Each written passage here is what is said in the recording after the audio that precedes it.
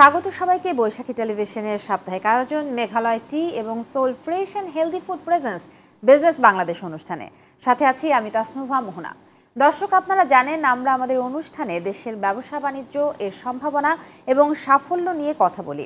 আমরা আলোচনা করি অর্থনীতির বিভিন্ন বিষয় নিয়ে। এছাড়া প্রতি পর্বেই আমরা আমন্ত্রণ জানাই একজন অতিথিকে। সম্প্রতি দেশের রাজনৈতিক অঙ্গনে দ্রুতই পট পরিবর্তন হয়েছে।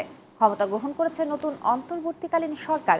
তাদের সামনে এখন নানামুখী চ্যালেঞ্জ। এরই মধ্যে অন্যতম প্রধান যে চ্যালেঞ্জটি তা হলো অর্থনৈতিক সেক্টরে ভারসাম্য এনে দেশের সামগ্রিক অর্থনীতিকে গতিশীল রাখা। এমন পরিস্থিতিতে সরকারকে সহযোগিতায় দেশের রাজস্ব খাত কী ধরনের ভূমিকা রাখতে পারে, আমরা আজ কথা বলবো সেই বিষয়টি নিয়ে। আমাদের আজকের বিষয় অর্থনীতি পুনর্গঠনে রাজস্ব খাতের ভূমিকা। আর এই বিষয়ে কথা বলতে আমাদের স্টুডিওতে আমন্ত্রিত অতিথি হয়ে এসেছেন জাতীয় রাজস্ব বোর্ডের সাবেক chairman doctor Mohammad Abdul Majid. Sir, স্বাগত আপনাকে আমাদের আজকের এই অনুষ্ঠানে। নতুন সরকারকে সহযোগিতায় অর্থনীতির চাকা সচল রাখতে এনবিআর কেমন ভূমিকা পালন করতে পারে? বিষয়টা হচ্ছে ডিম আগে না মুরগি আগে। অর্থনীতিকে সহযোগিতা, সরকারকে, নতুন সরকারকে সহযোগিতা করতে গেলে রাজস্ব খাত যে ভূমিকা পালন করবে তার আগে অর্থনীতিকে আগে চাকা সচল করতে হবে। তাহলে রাজস্ব খাত রাজস্ব আয় করবে এবং সহযোগিতা করবে। অর্থাৎ এখানে এনবিআর আগে ভাগে সহযোগিতা করে অর্থনীতিকে সচল করতে পারবে না। অর্থনীতিকে সচল হতে হবে এবং সেই অর্থনীতিকে সচল হতে গেলে এনবিআর যে রাজস্ব আয় করে সেই আয় ব্যবহার করা হবে পরে।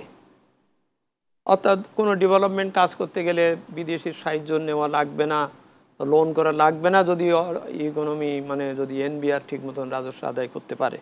তো সুতরাং এখানে মেন হচ্ছে পরস্পর প্রযুক্ত।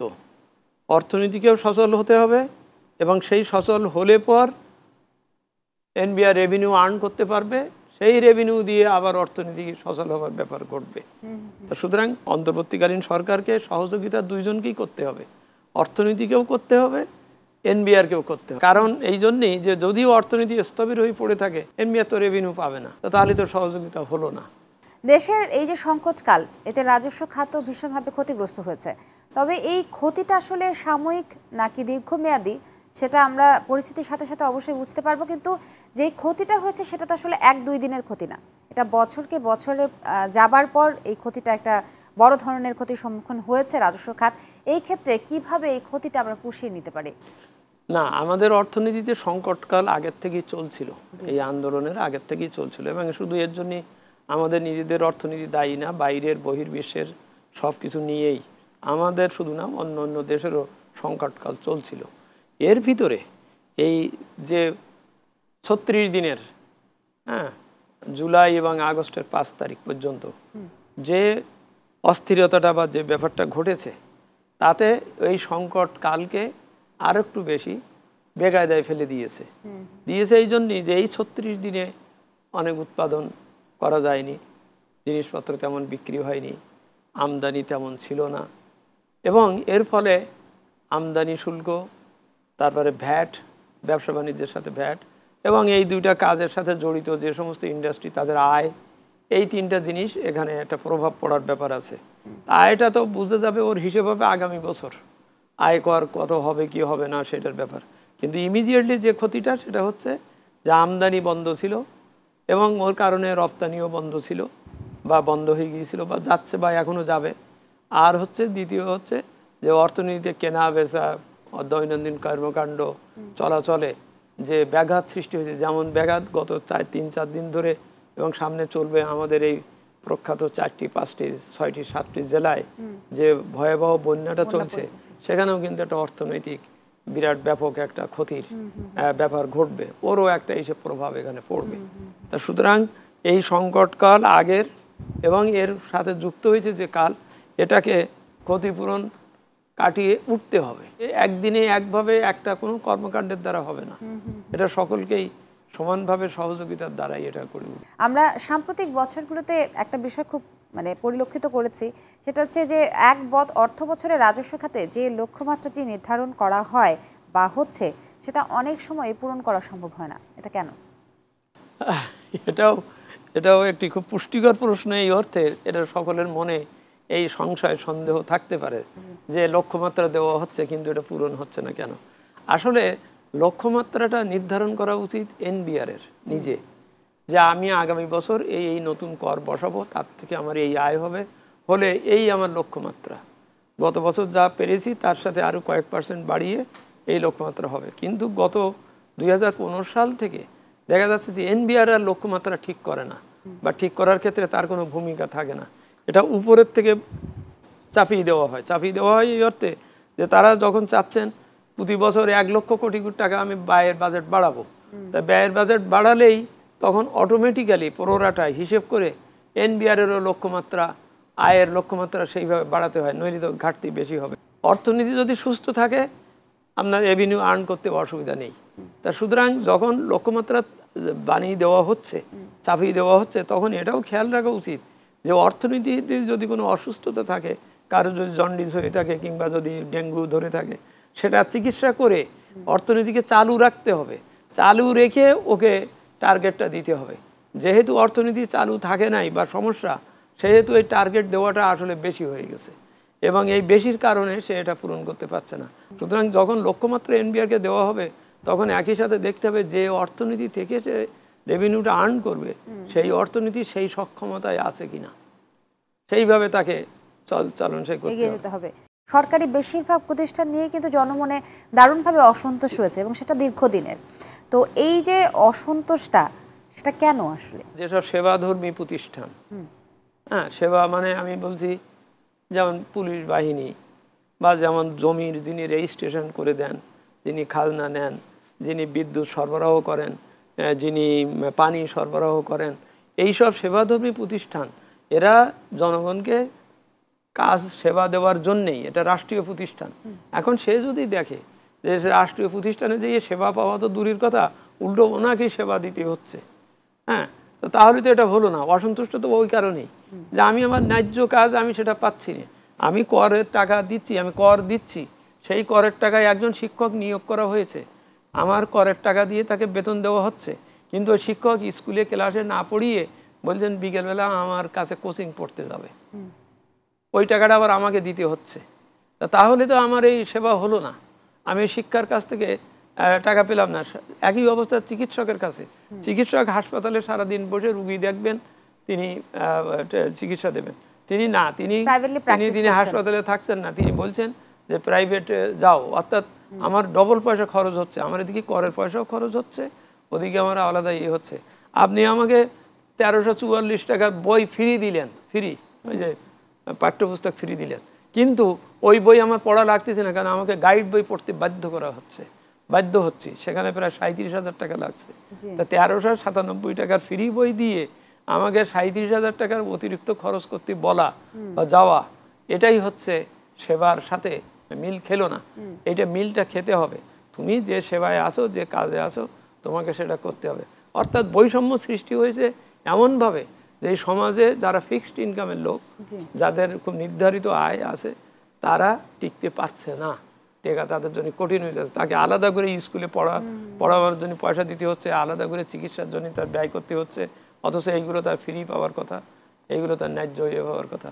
সে পথে তার বাড়ির সামনে যে রাস্তাটা তৈরি হচ্ছে, তার 3 মাস 4 মাস এমনকি 1 বছর পরে দেখা যাচ্ছে ওটা আবার ভেঙে যাচ্ছে। স্যার, অসংখ্য ধন্যবাদ আপনাকে। এই যে দেশের অর্থনীতির অন্যতম উৎস বলছি আমরা রাজস্ব খাতকে, কিন্তু এই রাজস্ব আহরণে কিন্তু জনগণের সদিচ্ছার অভাব ছিল। এটার কারণটা কি এবং মানুষকে উৎসাহিত করতে আমরা কি কি পদক্ষেপ নিতে পারি? অ্যাকচুয়ালি রাজস্ব আয় অত্যন্ত প্রয়োজন। জি, আমার নিজের অর্থ আমি নিজে ব্যয় করব, আমার নিজের উন্নতি হবে, সেখানে আমার দায়িত্ব সব কিছু ঠিক থাকবে। কিন্তু তা যদি আমি অর্জন না করতে পারি, আমি রাজস্ব আয় যদি না করতে পারি, আর আমাকে যদি সংসার চালাতে হয়, তাহলে আমাকে ধার কর্জই করতে হয়। আর ধার কর্জ করতে গেলেই আমার নিজের আর মান মর্যাদার সম্মতি, আমার স্বাধীনতা আমার আর কিছু থাকে না। কারণ অনেক কঠিন শর্ত, এটা ওটা পালন করে, এটা বন্ধ করেন, ওটা বন্ধ করেন, এই সব কথা বলে তারপর সেটা নিতে হয় এবং আবার সেইটা শোধ করতে যেতে হয়। এটা ফ্রি না, তা শোধ করতে গেলেও সেখানে অর্থ লাগে। অর্থাৎ আমি যদি 10 টাকা নিজে খরচ করি, তাহলে 10 টাকাতেই আমি সীমিত থাকলাম। কিন্তু এই 10 টাকা যদি আমাকে কর্জ করে ব্যয় করতে হয়, তাহলে প্রায় 15 টাকা আমার অতিরিক্ত খরচ হয়ে যায়, ওই যে দাম ইত্যাদি সব কিছু মিলিয়ে। সুতরাং রেভিনিউ, রাজস্ব খাতের বিরাট ভূমিকা আছে, রাজস্ব আয়ের বিরাট ভূমিকা আছে অর্থনৈতিক উন্নয়নে বা সার্বিক কর্মকাণ্ডে। সেখানে এই অর্থনীতি, এই রাজস্ব আহরণটা সকলের অংশগ্রহণ প্রয়োজন। আহরণ মানে যে আহরণ করছে শুধু তার দায়িত্ব না, যিনি দিবেন তিনিও, কারণ তিনি রাষ্ট্রের একজন নাগরিক। তিনি আমার দেশের ইলিশ মাছ খাবেন, বাতাসে ঘুরিয়ে বেড়াবেন, হ্যাঁ, কক্সবাজারে যাবেন, সুন্দর রাস্তায় চড়বেন, কিন্তু তিনি কর দেবেন না। তাহলে আমি এই সুন্দর রাস্তা, এই ইলিশ মাছের উৎপাদন এবং এই সরবরাহ আমি কিভাবে করব? সুতরাং দায়িত্বটা দুই পক্ষেরই। এবং তবে এখানে কথা আছে, দায়িত্ব এমনি এমনি আসে না, তাকে সেই পথ তৈরি করে দিতে হয়, সুযোগ তৈরি করে দিতে হয়, তার সাথে সেইভাবে আচরণ করতে হয়। এখানে আমি রাজস্ব বিভাগের ভূমিকার কথাটা তুলে আনবো এই জন্যই যে সে এমন একটা পরিস্থিতি, পরিবেশ, পদ্ধতি প্রয়োগ করবে যার দ্বারা মানুষ কর দিতে উৎসাহী হবে, নিরুৎসাহী হবে না এবং দায়িত্বশীল মনে করবে। রাজস্ব আহরণে অপর্যাপ্ততা, সরকারি ব্যয় সংকোচনে ব্যর্থতা, ব্যাংক থেকে উচ্চমাত্রার ঋণ আমাদের অর্থনীতিকে কিন্তু চেপে ধরেছে। এ থেকে আমরা কি করে পরিত্রাণ পাবো? আপনার 3 প্রশ্নের ভিতরেই কিন্তু ওর খুঁজে পাওয়ার পথ আছে। আচ্ছা, একটা হচ্ছে রাজস্ব আয় বাড়াতে হবে। যাদের রাজস্ব আয় মানে কর দেওয়ার সক্ষমতা আছে তাদেরকে খুঁজে পেতে হবে, তাদেরকেও এগিয়ে আসতে হবে। আমি এখানে একটা সামাজিক আন্দোলনের কথা বলি এই অর্থে যে আমরা 2 জন বা 3 জন আমরা করদাতা, এখন ও 2 জন দেয় না, শুধু আমি বা আপনি দিচ্ছি, মাত্র 2 জন দিচ্ছি, তার রাষ্ট্রের কর লাগবে 10 টাকা, তাহলে আমাদের 5 টাকা করে। আর ওই 2 জন যদি দিত তাহলে 4 জন হতাম, তাহলে 10 টাকা মানে কত, 2.5 টাকা করে হতো। হ্যাঁ, তো অর্থাৎ সকলে যদি কর দেয় তাহলে একজনের উপরে 2 জনের উপরে চাপটা পড়ে না। আমাদের অর্থনীতিতে সমস্যা হচ্ছে এই যে আমাদের লোক 20 কোটি, কিন্তু আমাদের করদাতা কর দিচ্ছে মাত্র 1 লক্ষ বা তার কম, 30-35 হাজার। তার মানে বাকি 17.5 কোটি লোক বা লোক তারা আয় করছে, দেখা যাচ্ছে আয় করে, প্রচুর আয় আছে, কিন্তু সে কর দেয় না বলেই এই যে কজন দেয় তাদের উপরে এসে চাপটা পড়ে। তো সুতরাং এখানে আমি সামাজিক আন্দোলন বলতে এই বুঝাচ্ছি যে সমাজে আসেন সকলে মিলে, সকলকেই বলি যে ভাই তুমি যদি কর না দাও ওই চাপটা আমার উপরে এসে পড়বে। মানে কর আয়ের যে সিস্টেমটা সেখানে একটা পরিবর্তন আনতে হবে, সংস্কার আনতে হবে। আমাদের যে বর্তমান সংকট তাতে অনেকেই বলছেন যে রিজার্ভ বাড়িয়ে এখন অর্থনীতি পুনরুদ্ধার করতে হবে। কি মনে হয় আপনার এই সিদ্ধান্তটা আসলে বাংলাদেশের এই পরিস্থিতির জন্য, এই অর্থনীতির জন্য কতটা ফলপ্রসূ হবে? প্রয়োজন এই জন্যই, রিজার্ভটা হচ্ছে একটা কি বলে, একটা ক্রেডিটর দিনেসের ব্যাপার। আমার যদি দেখা যায় যে আপনার মোটামুটি একটা লিমিটেড, সাধারণত 4 মাসের আমদানি বিল যেটা হয় সেইটার পরিমাণ রিজার্ভ মিনিমাম থাকতে হয়, কারণ তা না হলে বাইরের লোক আমার এলসি সম্মান করবে না, আমাকে মাল সাপ্লাই দেন, বলো তুমি তো টাকা শোধ করতে পারবে না, তোমার তো টাকা নাই। হ্যাঁ, তা সেই জন্যই রিজার্ভ ওই বিরাট 50 বিলিয়ন হতে হবে এটা না, রিজার্ভ মিনিমাম আমাদের এখন প্রায় যে হিসাব তাতে প্রায় 32, 33 বা 34, 35 বিলিয়নের মতন আমার রিজার্ভ থাকলে আমি সুস্থ আছি। আমাকে লোকে আমি এলসি খুলতে দেবে, আমদানি করতে পারবো, রপ্তানি ওটা বাড়বে, আমার ঠিক থাকবে। কিন্তু সেই রিজার্ভ যদি কমে আসলেই হচ্ছে কি, তখন আমাকে অনেকেই বিশ্বাস করবে না। সুতরাং আমদানিতে কৃচ্ছ্রতা সাধন, রপ্তানিতে সক্ষমতা বৃদ্ধি, টাকাটা ফেরত আসা, আর সবচেয়ে কাঁচা সোনা বলি আমি রেমিটেন্স। কারণ রেমিটেন্সটার যেমন আমদানিতে আপনার গার্মেন্ট সেক্টরে যেটা করি ওর কিন্তু ভ্যালু এডিশন মাত্র 30%, সব ওই লোকের কাপড়ে নিয়ে নিজে সেলাই করে দিয়ে দেই, এতে আমার খুব বেশি র মেটেরিয়াল আমাদের। কিন্তু এই যে লোকবল রপ্তানি, এই লোকবল থেকে রেমিটেন্স, এটা আমার পুরোটাই আমার পয়সা।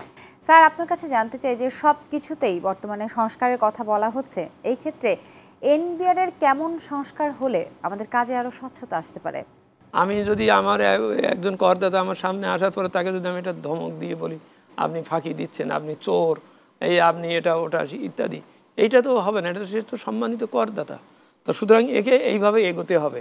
একই সাথে বললাম করদাতাকেও তাকে নিজে দায়িত্বশীল হয়ে এগোতে হবে। সংস্কারটা হচ্ছে মনোভঙ্গির।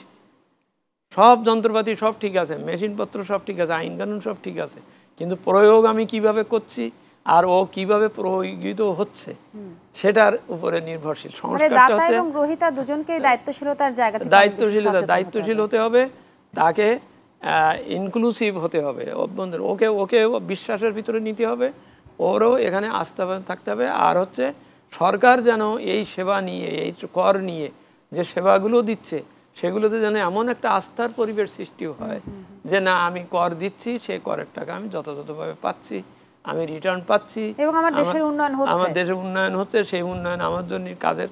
সেই উন্নয়ন যদি এরকম হয় যে কিছু লোকের পকেটে পয়সা বেশি হচ্ছে আর কিছু লোক কিছু পাচ্ছে না, এরকম না। আস্থা তৈরি করার ব্যাপারটা আমি মনে করি এনবিআর এর সংস্কার হচ্ছে আস্থা। স্বচ্ছতাটা খুব ইম্পর্টেন্ট, সুশাসনটা ইম্পর্টেন্ট।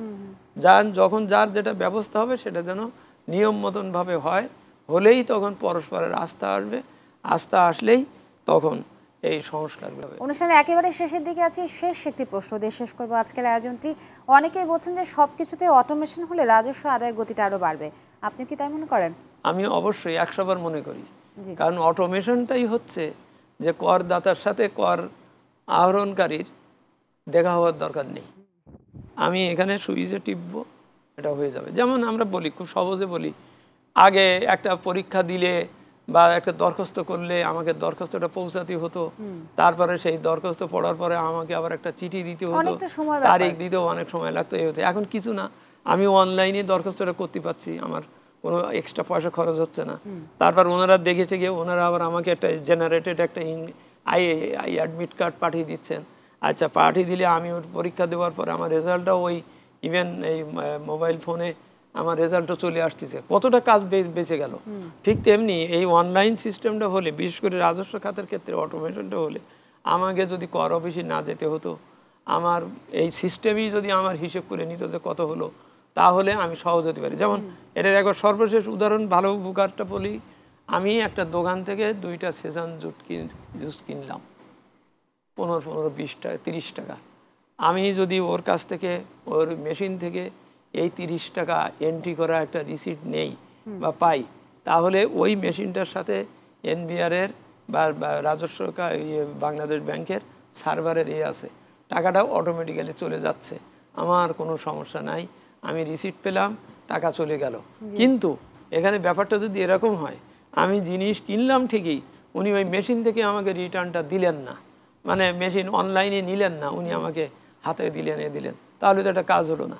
অথচ ওই মেশিনটা দিয়ে থ্রুতে করলে, অনলাইনে করলে আমার জিনিসপত্রের হিসাবও আমার অটোমেটিক্যালি হয়ে যায়, কয়টা বিক্রি করলাম, আমার এ হয়, আমার লোকবল বেঁচে যায়, আমার টাকাটা সরাসরি চলে যায়।